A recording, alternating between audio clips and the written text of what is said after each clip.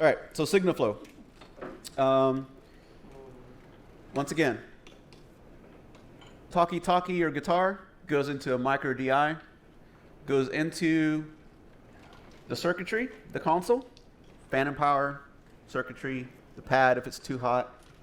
Then this is the preamp circuitry to turn it up and down, plus or minus this way, right? Plus or minus your line input coming this way. Then you've got your polarity switch. You've got filters, high pass, low pass. Most consoles at least have a high pass. Now a lot of consoles are adding both. Some consoles have nothing. Some consoles have it built in. Like, we got some show and tell here. You guys can come around and check out the vintage gear. It's all the same stuff. Let's see if we can do extreme close-up again. Oh, I don't want to close that. Anyone? 3, 2, 1. Are we on? Let's stay. You get really close and just stay really still. Someone tell me when you see. Yep. All right. So you see where you see the knob up there. That's the gain, trim. This console calls it sensitivity. That's super fancy for the Spirit by Soundcraft, right? Because they're British, so they had to do something different. And then they got Ultramic TM, because that makes it really fancy, so you want to buy it. Yeah. But you see there you have 100 hertz right there. There's your filter. And this one is just absolute. You don't get the fancy swipe up and down.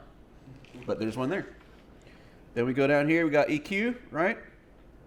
Phantom power. Oh, we're talking about our signal flow. Sorry if I'm making anybody throw up. Phantom power. Single switch on the back. Yeah, that's what I was looking for. Typically, if it has phantom power, it's just going to have a... Oh, there it is. We're just going to... Oh, tell me when you see it. Yeah. We're just going to turn it on for everything. Boom, right? So there's phantom power. All right. You guys see an EQ? Tell me when you see it. Yep. I can't see from this angle. Okay. There's your EQ. Hey, look at that. Guess what we see? Auxes. And we see a post and pre button, right? Signal flow. And those can do whatever. And look down here. They conveniently, because this console has built in, wait for it. Bam. Price of admission, plus or minus hair and All right, there we go. And they have it even laid out and labeled. Look at that. They already have an aux sent to the effects just for us because we paid extra. Then we go to the panning, left and right. Why is it called a pan? Bonus points, no Stucky. Why is it called pan? All right, that might be a giveaway question later. Peyton, write down pan, question mark. I'll save that because... Stop, Suzanne. Stop it. Fine, I'll just say it now. It stands for panoramic potentiometer. Oh, yeah. So, there you go. For the bonus points. All right. Then we go, hey, look at that. There is a routing matrix. There's a sub and a mix. Bonus points, anybody tell me what sub versus mix says according to your signal flow? We're at the routing matrix. What comes after the routing matrix? Right after the routing matrix. Where's One of the buses. All right, buses. So sub would be, The low range. nope, look at your signal flow. There's a big box that says Stereo bus. something, there he goes, audio subgroup. Oh, it's over here. So sub, mix, Gotta follow the line. Where are those? Let's see. I don't know. I haven't even looked at the console. Oh, there we go. Oh, is that right? Boom. They put a little L and R there just for convenience, but you can do whatever you want with it. But there you go. So they just labeled it. If you press sub, that's where it goes. If you press mix, that's where it goes. Now, how do we get it to left or right or both? Well, if we pan to the left, it goes to the one labeled left. If we pan to the right, it goes to the one labeled right. All right. Solo, we're not going to talk about that for a second. Okay, look, there's a fader. And there's mute. Yes, you see mute? right there, mute. Fader. Routing matrix, lets you see, do sub or mix. And over here, out.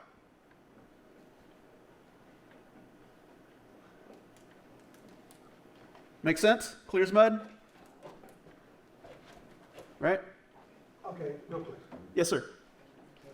I've seen sub forever. So subgroup is all it means. Well, I mean, it depends. If you go to That's Subway, fine. That's why I'm if you go to, right? So, I mean, it's, remember I said, here's the signal flow? Sure, Every manufacturer wants to make money. sure. That manufacturer calls it sub. It's a subgroup. You have subwoofers, so you're going to call things subs when you're talking about PAs. So it's just always understanding what nomenclature you're referring to. Yes. So you'll have to just figure out where you're at depending on what. RN mostly. Okay. So it's not a cut and dried answer. No, because everyone wants to. It's all about that green. Okay, It's all about the Benjamins. okay. So for our purposes, I'll keep referring to them as subgroups. I won't necessarily call them audio subgroups because we know we're talking about audio. We're talking about PA. In that reference, subs would be the low end, or the low end boxes, right? Yes, but unfortunately, they're British, so thank you, mom, dad, or my grandma, and grandpa.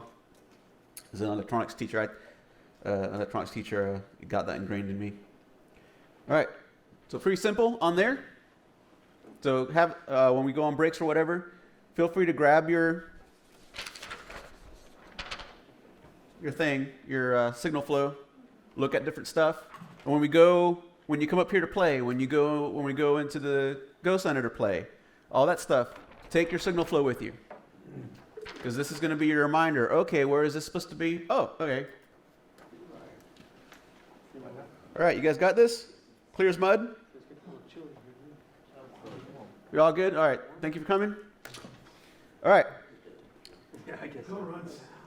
Yeah, so there you go. Go at it. That's all you need to know. All right.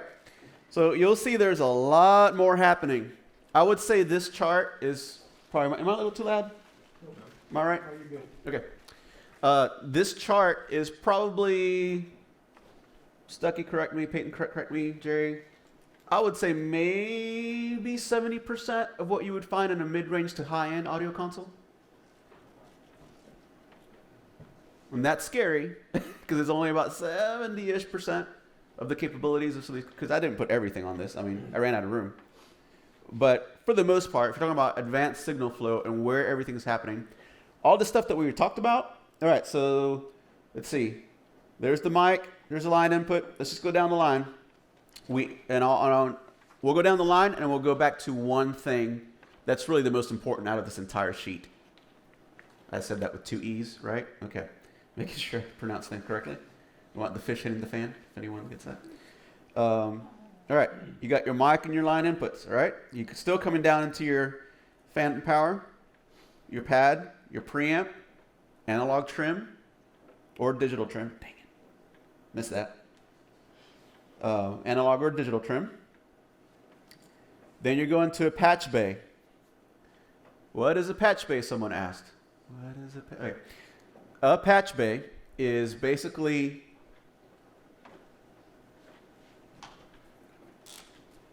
a point, or we'll just call it, just say a box that has inputs and outputs, and these can do this all in between. So it's basically a box. In the old school days, back 100 years ago, you had TT Bantam, or what is that steaming? Somebody unplug the coffee maker for me. I mean, I'm all for hot coffee, but not when it turns into like mud. These grounds are fantastic. So back in the day, remember those old pictures of telephone switch operators? They'd have the 1/4-inch jacks, the TT Bantam, all that stuff. They'd be swapping that back and forth. What they were doing is, hello, can I talk to so-and-so in Minnesota? All right, you're from Hawaii, Minnesota, and oh, hey, grandma. That's all it is. We're sending a source, and it's going to a destination. Now, typically I wouldn't hype on this too much, but the problem is who has touched the digital console in this room? Go ahead and raise your hands. A digital audio board. So have you been to Auburndale? Have you played around in the youth room or in the main room on the audio board? Have you seen an audio board? Right. So everyone in this room has touched a digital console. Every digital console has a patch bay. So this is the concept that I need to drill into you out of everything in this sheet. I gotta say it right. It's on tape. Every digital console has a patch bay. Why is this important? Because every digital console has a patch bay. How do you get things in and out? Well, every digital console has a patch bay. And so in all those settings, whether it's the Soundcraft Expressions, whether it's the SQ, the Midas, the Studer, the VI, whatever it is, you're going to be dealing with, there's a little box that you scroll back and forth, and it says numbers and letters or names or whatever. And so in all that, we're basically choosing an in and an out for whatever. There's a source and destination. And we're gonna go to the console here just a second. Let's look at the signal flow, and we'll go back to the console and look at what it looks like on the SQ. The SI stuff, it's terrible. But if the SI stuff doesn't lay that out, there is a patch bay view. They don't call it that, but that's what it is. All right, so let's look at this here. Make it any bigger? All right. So signal flow. We'll ignore the, where's my little thing here? There we go. Let's see, we'll ignore this thing for now, right? Those physical, or those outputs, physical and digital. We'll get to that later. But for the most part, something's coming in, something's going out. All right, that patch bay. Now that can be from several sources and destinations, can be from a stage rack.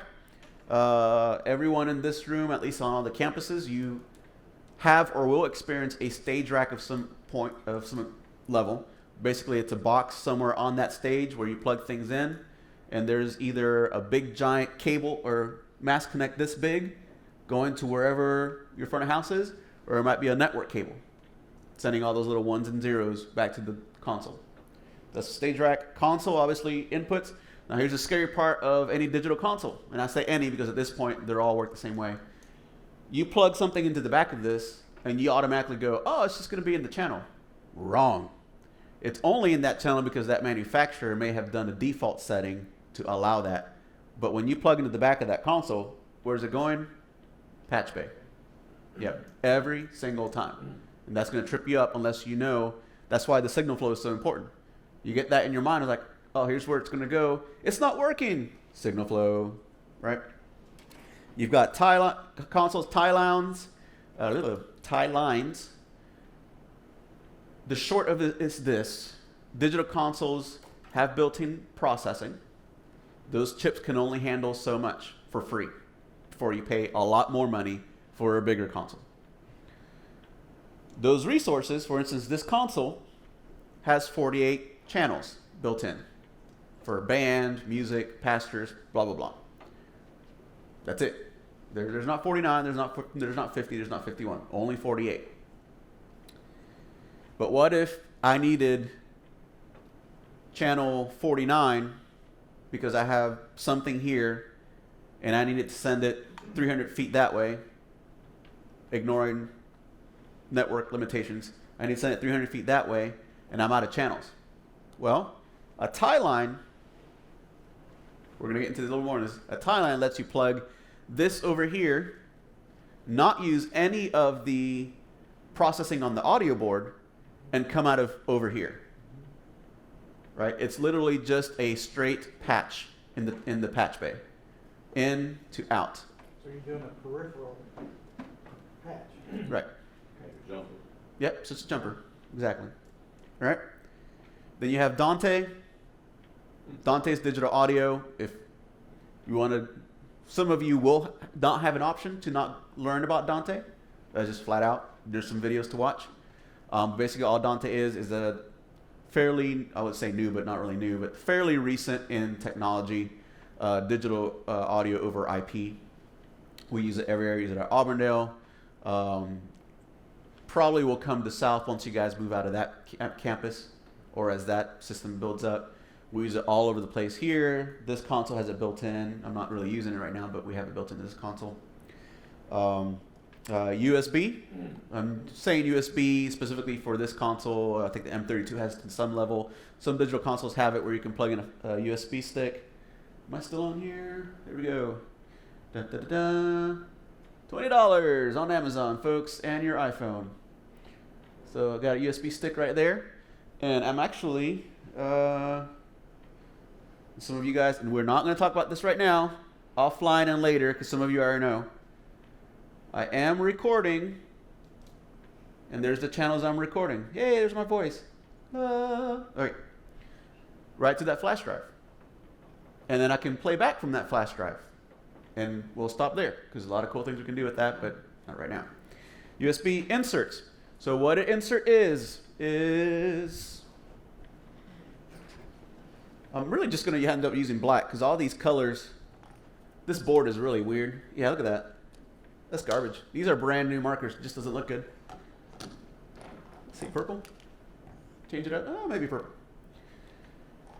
All right, so all an insert is, we've got our signal flow. We'll just do this since we're kind of looking vertically. We've got our signal flow.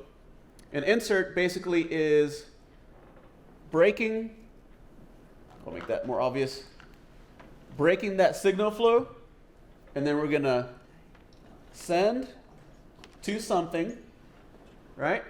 And then we're going to return from that something back in to the signal. Follow me? That makes sense? That's all an insert is a send and return. So the nomenclature in the consoles or anything, when you talk about inserts, you're always going to see send and return, to and from.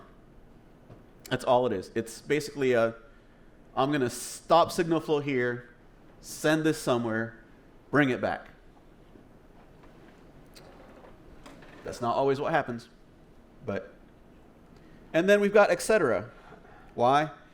Because there's a million different things we can do with patch bays, and there's other digital audio protocols, and there's video gear we can incorporate, and the list goes on and on and on, and make you throw up. But for the most part, there is a patch bay, a source and destination, to and from. Oh, typo. From that patch bay, if we're going to that channel strip, and we're going to use our everyone understand what I mean by channel strip? So channel strip, like we just saw on this audio board over here, we've got each individual channel here. Channel 1 has that preamp, the EQ, the aux sends, the panning, the fader. Then you've got another one of the exact same thing. Nothing changes. It's just a different channel, independent channel, right? So we'll use that. For the most part, that nomenclature will be synonymous. Channel, channel strip. I'm gonna kind of be the same thing for today, just so I don't lose someone on that. So that channel strip, we're gonna go down the line. We're talking about when you plug in a mic for that channel strip, what's the flow of that channel, right? All right. So coming down the line, we're gonna have that polarity. We're gonna have that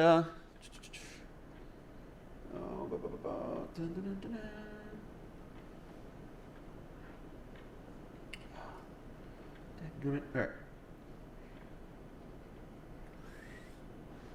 Well, so you can just see it there. All right.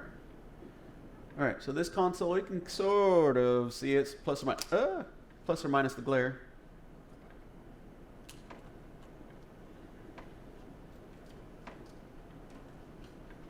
All right. That's how this console represents the channel strip. It's not the best view, but you can see here, you've got your name label, whatever that's whatever you want. Here's your trim, your preamp, right? And that's the preamp section. So if I press that, I would go into that pad preamp trim, the phantom power, the pad. And you've got filters here, right? I'm using some here. There's the filters. There's your EQ section. Here's insert, right?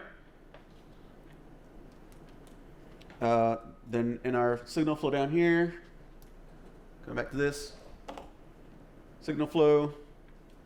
Now we see here on the right,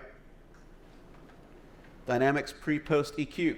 So what are dynamics? If you watch the videos, so explain. Dynamics basically is things like gates and compressors, de-essers, basic, like somebody I mentioned earlier, is that a compressor?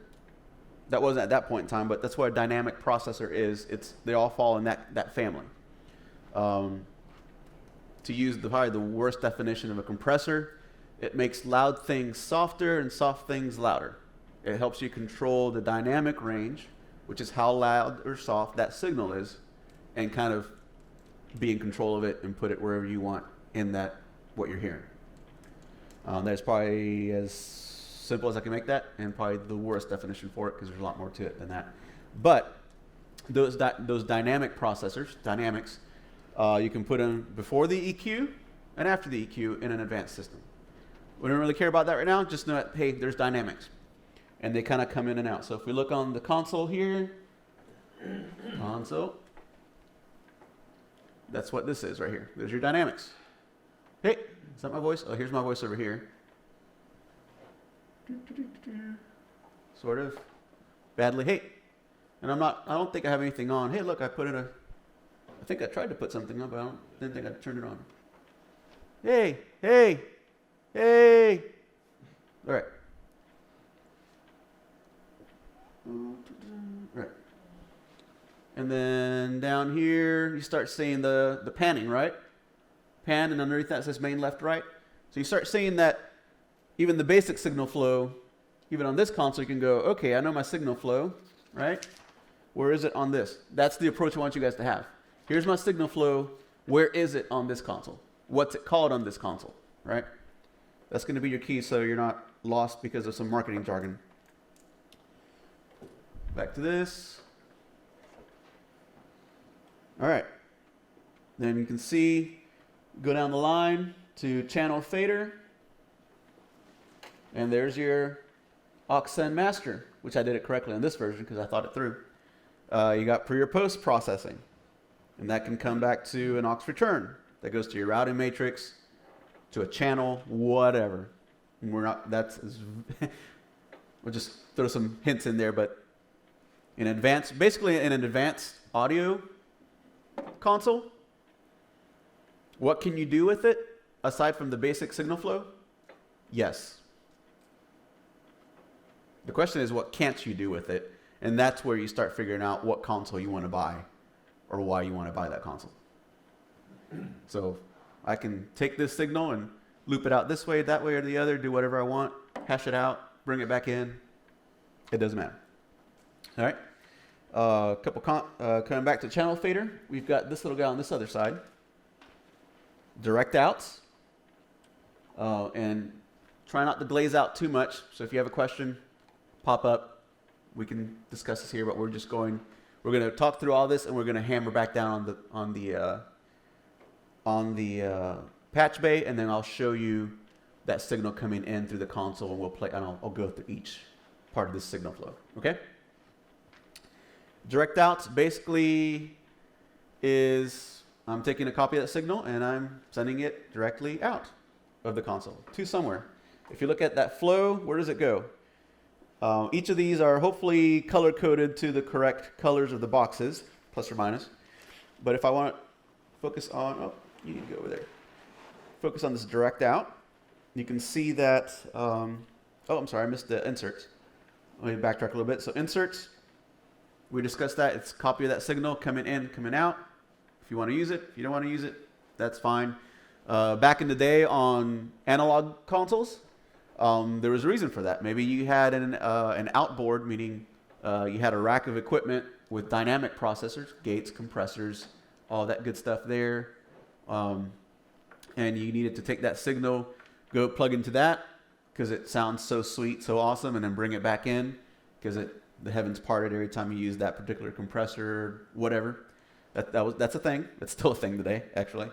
But as you can see, there's quite a few areas there. You can go before and after the EQ, go in and out of the patch bay here, any sorts of ways. Direct outs, very similar to an aux, but for the most part, you're using it specifically for that one channel. That's really the main difference. All this stuff is just, I want to send this signal this way, this signal that way. Direct outs are specifically, I want to take this signal and only this signal and send it out somewhere specific. And a direct example would be, let's see, the personal mixers at Auburndale.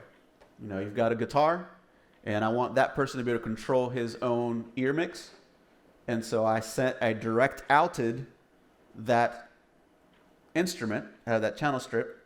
I sent it to the patch bay, and out of that patch bay, it's going Dante into that in-ear system.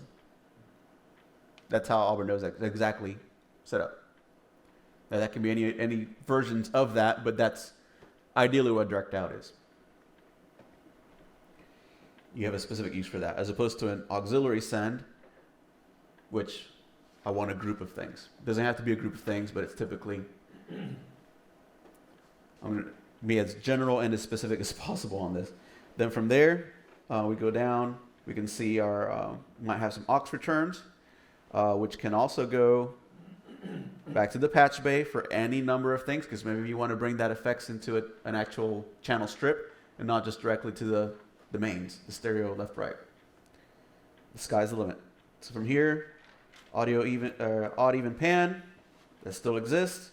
Routing matrix, it's still there. It could be just more complex. It goes to audio subgroups. Check out audio subgroups. Boom. You've got your stereo bus still. And you've got this little guy called matrices. Matrices plural. What is a matrix? Well, it's another bus. It's another mix. The only main difference is typically on audio boards, depending on how much you spend, they expect you to basically take the main left, right, and split that and send it to certain areas, as opposed to using it audio subgroup, or as opposed to using an aux send for that purpose. Okay, now we'll show some examples of that in just a little while, but that's basically what a matrix is. All right, so let's go back and let's harp on the patch bay. Let me show you what it actually looks like on here. Here we go.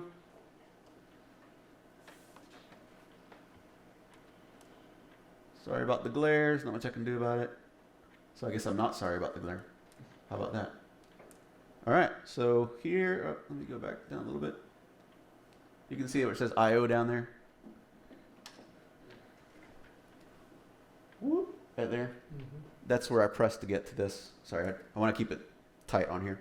All right, my big noggin will cover up the light there. All right, so remember, all the patch bay is source and destination. Keep that in your mind. What is this nonsense doing? Source, destination, source, destination. That's all it is. There's a lot of sources and destinations on this console. There just is. So let me show you a couple of the options that we have. We've got inputs, right? So we got inputs. We've got local. For local would be what do you plug into this console, right? On the very back of it, attached on this console, audio board. S-Link is their own way of charging you more money to use a stage rack. So that's their own proprietary, hey, you plug in a network cable on this port, this connection, and put a box. Probably should have brought more show and tell.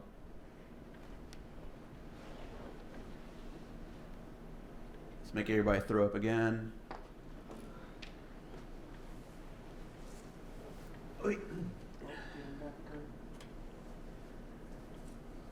There we go. All right. See that? All right, cool. Oh, okay. So then here's some of the porch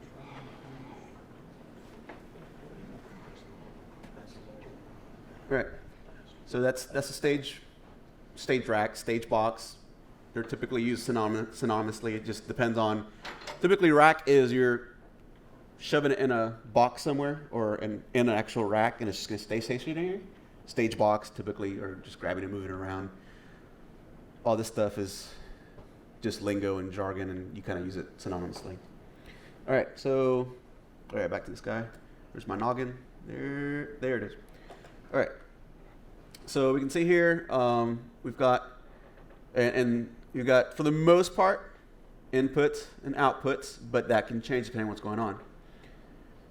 So over here we've got inputs, and what can we choose? All sorts of stuff. This console is lets you do all kinds of things, but this console you can move up and down. This is not it is an endorsement for this console, but I'm not trying to sell anybody on this console, just kind of showing you what's going on. So that's what S-Link is. S-Link is that box. Anything attached to that network connector going to that box. So when you click on here, S-Link would be that. And if you had actually up to 4 boxes on this system, you can see how it kind of changes here. We do not have 140, whatever that was, 128 channels. We do not have however many boxes that is of the 168s. And this console only has 48 channels, so why would we want to do that? I can tell you many reasons why we would want to do that, but none that we need, so we're not. You got USB, ends from that. Dante, I/O port, whatever that is that you're plugging in extra stuff there. Outputs, lots of things here. We do it this way. It's hard to point on that thing. Sorry, my noggin's in the way now. There you got this. Oh, now you got this ugly light there. All right, so outputs. You've got a direct out section, right? We talked about direct outs, why we'd want to do that. So it's telling you here's where you can do that. Same thing as links, so we can send out. There's in and outside of the stage rack, stage box. There is an Allen Heath branded personal mixing system. That's what the MES stands for, which is cool. We just don't have any. USB channels specifically. And I/O port again, Dante. And then we can send, like we mentioned, direct outs, right? And so over here, on the left here, you can see there's specific channels. There's my body pack, handheld 1, 2, and 3 for this rack. Generator, those are the channel names, channel strips. And so I can direct out to wherever I want. And I can go all the way down, keep scrolling. And they're not going to call it that, but at 40, you got 41, 42, 43, 44, 40. I split one of these mono. My bad. 40, 41, 42, 43, 44. Yep. 45, 46, 47, 48. All right. Then you got mix outs. So we've got groups in here, audio subgroups. You've got auxiliaries. You've got main, left, right. And then we've got some matrices here. Coming out of your effects, outs, headphones and talkbacks and all sorts of things we're going to talk about here shortly. You've got tie lines, same stuff. Rinse and repeat, ins and outs. We kind of briefly discussed what the tie lines are, but that's where it is. All right, so Patch Bay, learn it, love it. All it is, in and out. Where's it coming from? That's the main thing we need to come away from that. That's why I don't have it in here, because I did not make that PDF and put it on my iPad. But you do have it on the one I printed. The solo and cue. So basically, if you want to hear your headphones and like you're in the middle of a mix, service is happening, you want to make sure the pastor showed up. Make sure that happens to me every Sunday. Or, hey, you hear a crackling, so you turn down that channel and you want to hear, hey, what's going on? Is it just the musician, they can't stay still, or something's wrong, or didn't get plugged in? So you can plug in, or on this particular console. Oh, there.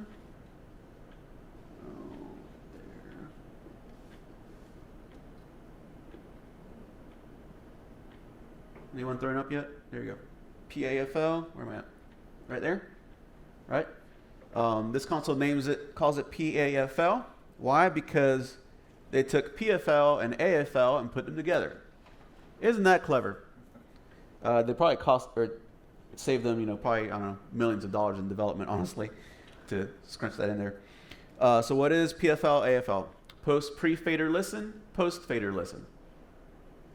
Or after fader listen is more accurate. Basically, that is the point where you can listen to it. If you look at that, I can probably show you this way. There we go. All right, if we follow the line, we can see here that we can connect after the channel fader. And look, we can see it's before the channel fader. And then I kind of put a little blurb in there because I can't draw everything. It also has buses. So what we can do with that is we can listen to what's the signal before I move the fader, or after the fader moves, before and after the bus, all those sorts of things. Why would we want to do that? Yes. There's a million reasons why. Just know that it's possible. So that's the important thing is pre-fader listen, post-fader, after fader listen. This console calls it prettily PAFL because you can do both, and so they just wanted to put it there. That's what it is. Solo, some consoles call it solo. Some consoles, Yamaha calls it Q. It's all the same thing. Some of it does some additional steps in there that makes, you can do cool things with it. But that's what it is. Hey, I want to cue this up, put my headphones on. I don't want anyone to hear me actually listen to one thing. Solo, Q, PAFL button. Oh, there's the person singing. Oh, the one thing here, I'll just show you here. So as I'm talking, not because I want to hear my voice, but let's see. Let me see. Where is it? There we go. So up here, I've got something PFL'd already. So you've got your channel meters here. These are set for the stereo left, right, out is the default. That's why it says LR there. So as I talk, you can see meters happening. You watch my bottom left here, I'm gonna PAFL. It turned on. So now if I want to, there's a much hotter signal. Why is that? We'll get to it. But you can see that I can, if I put on my headphones, I could just listen to that channel. And this is just a meter representation of what's coming into that channel. So that's what that's about. All right. So back to Patch Bay, source and destination. Can't stress that enough because every console will call it something differently. This one, the Allen Heath stuff, the Digico stuff, starting to look fairly similar. Yamaha looks fairly similar, the same now. I can't remember what Midas is doing. Is it a XY? XY again? Yeah, that's right. So everyone's kind of going to this XY. If you remember your first time doing algebra or whatever, algebra 1, you're doing all your XY axis and all that stuff. That's all the same stuff. The SI stuff doesn't lay it out that way. You just kind of have to bank or scroll, and it's kind of in 8-channel chunks. It's really annoying, but you know exactly what I'm talking about. But when I say Patch Bay now, now I understand what's happening there. It's a patch bay. It's a pain in the rear to get in and out of, but you understand it now. Oh, it's not working. What's going on? Because it's a patch bay. Now, with the digital consoles, the one thing to remember is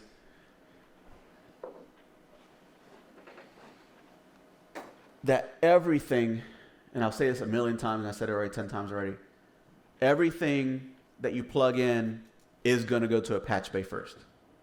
Period.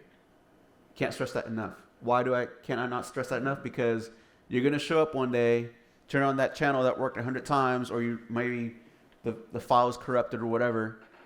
Turn it up. And hopefully you checked it before the service started. Not like, the patch is coming up to speak. I'm not getting anything.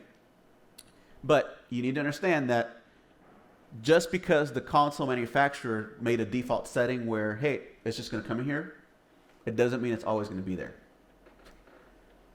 But now you know, hey, if I plug this into plug number 1, where is that going to go? Patch bay.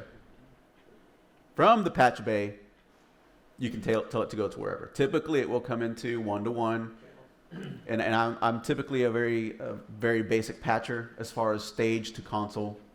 Things will vary. So if it's on input 1 on the stage, it's going to come into channel 1 on the patch bay into channel strip 1 on the console, right? I try to be very basic and that kind of thing because I'm not very smart, so I need to keep it basic. All right.